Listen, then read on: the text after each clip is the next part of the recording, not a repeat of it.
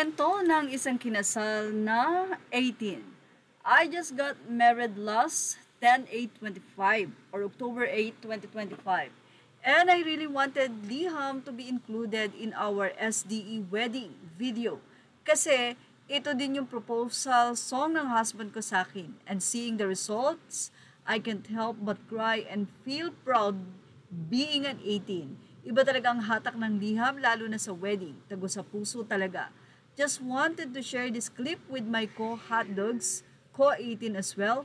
Sana makita ng mga amo to, Pablo SB19. No copyright infringement intended. All right belong to the rightful owners of the music or video. Well, tignan nyo na lang po kay Mikey Callejas ang nasabi nga pong nakakaiyak na video. Nakakatuwa naman ang ibinahagi ng isang 18 para-paraan nga lamang paano suportahan ang mga iniindoso ng SB19. Ayon nga sa nasabing si Lea Facebook, syempre dahil 18 ako, support din ako sa ninong at ninang SB. Yung ikaw ang naka-assign sa game prizes. Tapos 18 ka. Syempre ang mga pa-prize, nandyan ang Lucky Me, noodles, nandyan ang Pepsi, nandyan ang Mang Juan, nandyan ang close-up, at nandyan pa di ang Bioderm. Naku, kung po pwedeng bumili ng PAL at saka Acer, baka ginawa na ng nasabing 18 or SB19 fan na ito. Ibinahagi naman ng isa pang fan na si Letty Magtibay ang nasabing SB19 Rome, Italy Caravan Senior 18 Caravan October 12, 2024.